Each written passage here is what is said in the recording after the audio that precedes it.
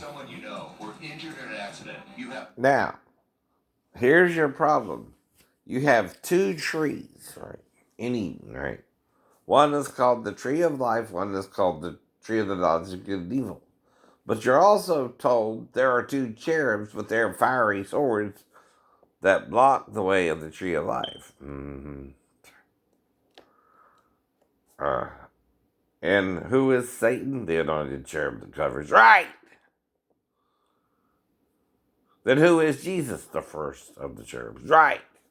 He's the firstborn of every creature, including the cherubim. Right? But guess who don't want to hear that? Crazy Christians, crazy Jews, right? Who think they have a choice. It's called a heresy in the New Testament, right? Well, if you take a choice and you're between two opinions, one must be wrong and one must be right. And that's the point, too.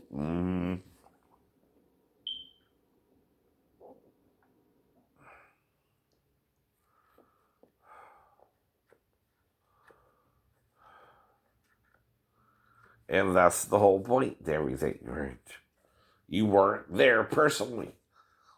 Do you even believe it's been 2,000 years since he died? I mean, seriously. Do you think this is the first time you got here, or were other people here before you? And you calling me crazy? That's called bravado when you promote something that is wrong as if it was right. That means you don't give a damn if it's right or wrong. Really, really. You're the one who's choosing that interpretation. But you're not going back to the Hebrew. You're not going back to the Greek in case it's a misinterpretation. It's like, how did I figure out the divine name could be Yahuwah? Eliyahu, right? That's how they say it too. I use the name Eliyahu and Moses, which is Moshe, and it ends with an H. And it's either an SH or an SS. I'm not sure which. As well that the consonant could represent. We just don't know anymore.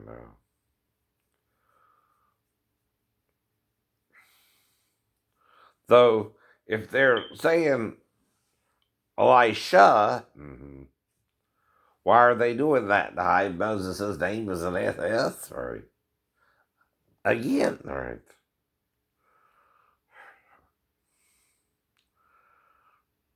And my name is Shane, right? Now it has a reference in the Irish tongue as well of one of their chieftains being called Shane the Brave, right? And guess what I'm mainly comprised of? Irish. Told you, kiss me, I'm Irish. Now, like I said, the first thing I do with any girl I want to be with is get her to kiss me. If she kisses me and she feels like there's a connection there, we can do it. If we don't, fine. We won't do it. We don't do it. But that's the point. And then he gets me, right? It's just a song, too. I know it is. But it don't make me batshit. If I'm guessing why you won't let me in the entertainment field is cause what? My name is Shane Everett Lee, and you all use nom de plumes or something? Right. You don't even use your real birth names? Well, why is that an issue with you? You worried you're going to become so popular, people are going to stalk you and try to kill you and try to murder you because they think you're doing something wrong. Because you won't let people sing a song with you. You want to act like you're the only person who can sing a song, which that in itself is the problem, right? Everybody knows most people don't care if you sing their song if they're a real songwriter, right? They don't try to control who can sing it, right? Like most of the hymns in the 1800s, anyone can sing them in their church or on, whatever media they had back then. Right? But our media is different, ain't it? Right? You want to control, for the money's sake, by the way, the greed of it. Who can sing a song because you're trying to make money off of it? Bad idea, because people can still sing your song with or without your permission under fair use, at least 10%, because music has always been one thing you're denying it is now educational, right? See, the only way I also can't sing it is if you do away with the educational part of copyright law. But everybody knows you can teach music as a course, right? Even copyrighted material can be taught in a course, right? Just as with English class, you read Lord of the Rings, and you have to do a book report on it, and you quote some of the passages you like in the book report to prove you read it. You can also do the same with music. Or you're going batshit trying to control it because you can't control who can or cannot impersonate another person, and that can be taught as well to people. Though the key thing there is listening. It also teaches you to sing by ear, which is another thing I'm teaching you to do. And you also got to put a percentage on it. It can't be 100 to 0%, or I can use it under fair use 100 to 0%. Right? You can't have an open fair use percentage, right, without it being completely opened up to 100%. Though typically, like a manager only gets 10%. You can do it something low, but it's got to be something that's also teachable. I know, right? So usually that's at least 10% for teaching purposes, right? But you don't think I'm smart or because I heard voices in 93, I'm totally batshit down. No, that's an opinion, which is a medical opinion. Just like we're arguing over things you weren't witness to. John's the one who in Revelations changes a word. Right? That's a serious word to change. It's almost like he's saying Jesus could transfigure from male to female. Exactly. But then you want to pretend and lie you were there. You can't do that. Even if you were there. That was 2,000 years ago. And I think you died since then and were resurrected like Jesus. That's exactly what I think if you're still there. Now, all I know is I grew up here in 1969 as a small boy. A little child we did. Who is who? The male child. The male child.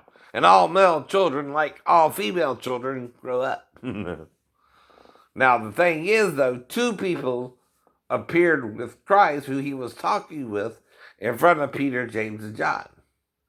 Three people also appeared to Abraham and Sarah. Well, the Lord stood before Abraham and Sarah, and the two went to the city of either Sodom or Gomorrah. I think it was Sodom, right? Because that's where who was Lot? Lot was there. But again, you don't own it. Moses wrote it, by the way, not you, or companion of Moses. See, why do you think you have a scribe who writes out the Torah and the prophets and the law and the minor prophets and the Psalms and the Proverbs, right? And Ecclesiastes, right? And the Lamentations of Jeremiah, right? Who says even Leviathan draws out the shad to suckle its young. I know.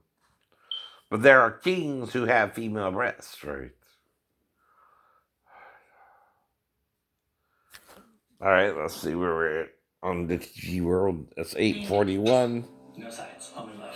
No sides. Tim only Cook, love Nan is the Reynolds, motto. And it's working. Reynolds, While 4 out of 10 LGBTQ and Ryan Smith youth are across on the teaming country up seriously on consider and their suicide, mission. none of the Encircle families have had to endure that tragedy. The point that we want to hit home that every family needs to hear is that acceptance is not enough for our LGBTQ youth. They need to be separated. Well, then you have to undo the Bible calls it an abomination. Right? It does. It does. But you can't do away with the Bible calling it an abomination because that was before you started going gay. Or while people were going gay back then, right? They're trying to stop it, by the way. You're not anymore. Now, Jesus talks of forgiveness of the sins, even homosexuality, so I just forgive the act, right? Because I know it's no different than trying to have sex with the opposite sex or the same sex. And if you date, like, anyone else, you wait till you're a certain age before you date anyway. Now, in Georgia, that age of consent is 16. But I don't make sense to you, huh? Because I'm being rational. I'm not trying to murder nobody if they want sex with the same sex or the opposite sex. But you still can't rape a man who's straight. And nor can I rape a gay woman because I don't want her to have sex with another woman.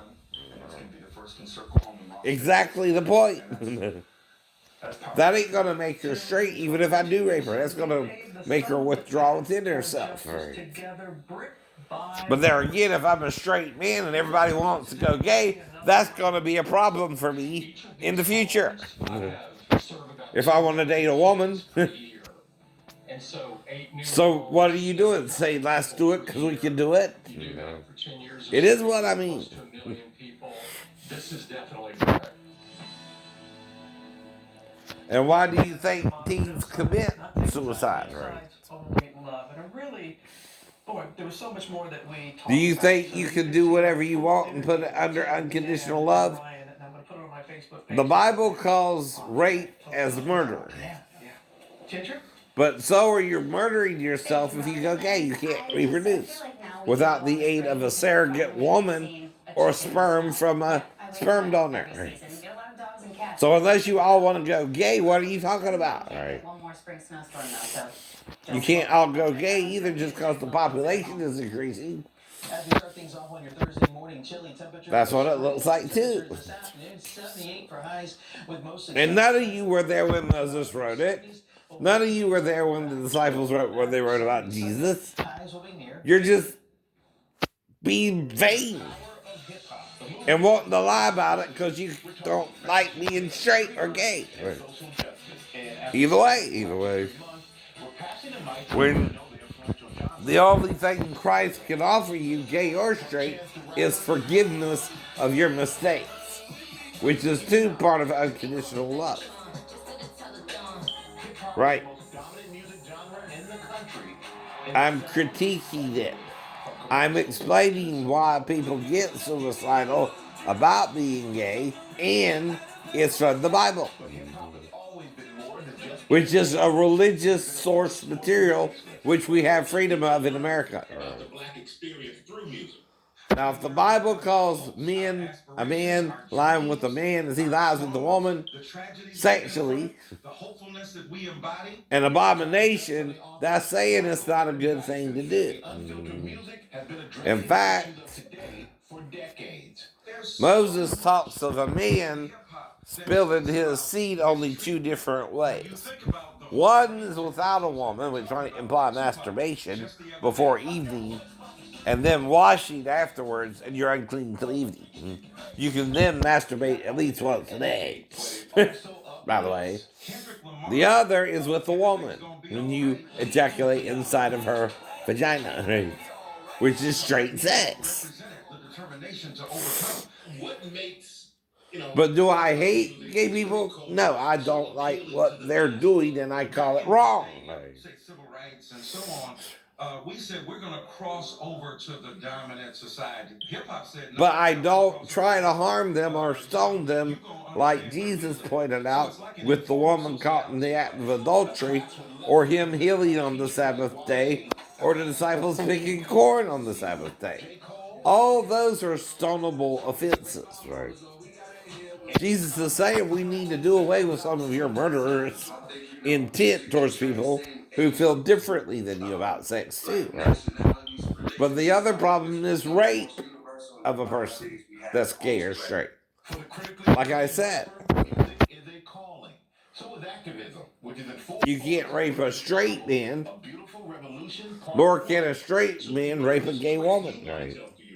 I speak a lot to the black communities because we've been dealing with a lot, and we've had a lot to And that's the whole point. That's all anyone can tell you too. Either you forgive the sin or you don't. And then you're talking about punishing the people who do it. But I'm not thinking clearly, or you're not.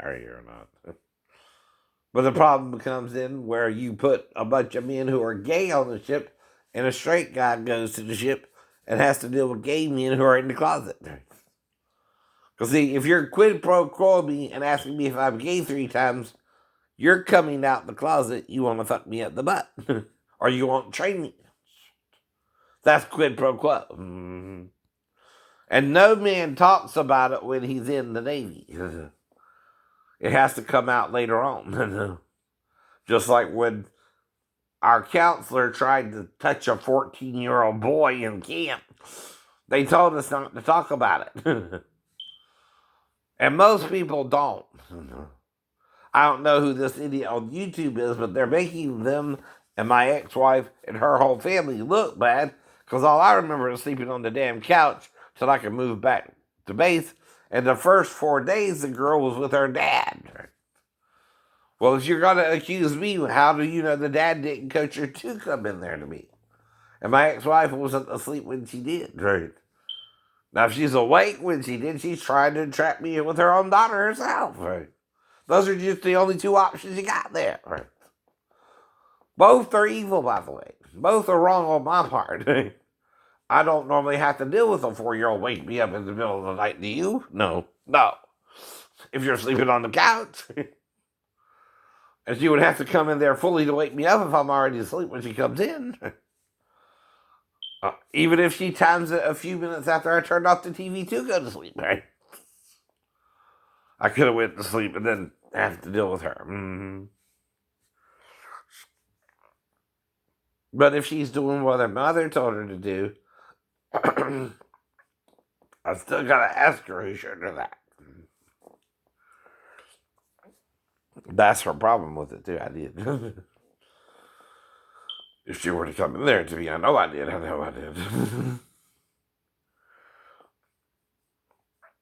If she didn't, because of the fall, and that's the reason I keep stating I don't remember it anyway, and I blacked out there, and was found on base. The only other way I could get around her is if that night I was locked out in my room, I called her. Right? But she would only be the last person I would call, not the first.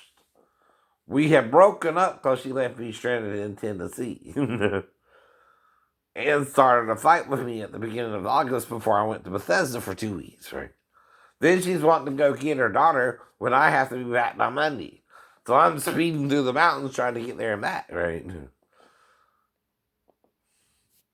But then she gets pissed off after the mountains when we're home free, because after the mountains there's just a smooth highway, right?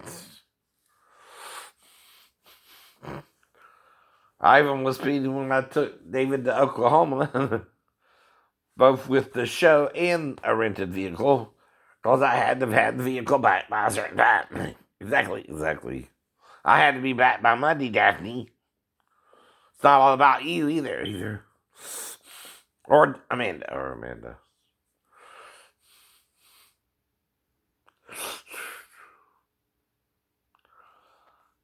Other people have lives independent of you before they met you too, and mine includes helping with my sister once in a while to change her diaper or help her bathe or to take a bubble bath or change her or put on her clothes,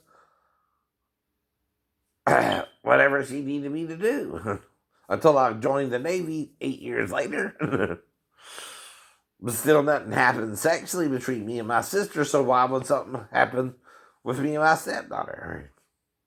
That's how you look at her, like a sister or, again, a stepchild, right? And just as the stepmom don't try to molest her stepson, me and Myra never did anything at all. She was married to Joe by the time I saw Sean and Bobby again, right? I don't think Joe did nothing with Shonda either, just because he's her stepdad. But that's the whole point, too. Is either she tried to secretly record it without my permission, trying to pretend that's normal for the child to be in there with a 24-year-old when it's not. Someone is having trouble understanding rules and laws and boundaries, and someone is not. He knows there are rules and boundaries that he cannot do certain things with the child, right? No, that's why he asks her name. That's why he's in somewhere where she has to be 16 according to Georgia law, right? Or can't do the job until she is 16, right? And that's why I ask you things, right? If I don't know you, the first thing I'm going to ask you is, do you think I need help going to the bathroom? If you say yes, I'm going to say, okay. And if you let me go to the bathroom, right, and we had sex in the bathroom, that's still your choice. It's still your choice. And I left and we went back to sit down and go back to the nail job. All you got to do is say you were helping me go to the bathroom too, and that's the point.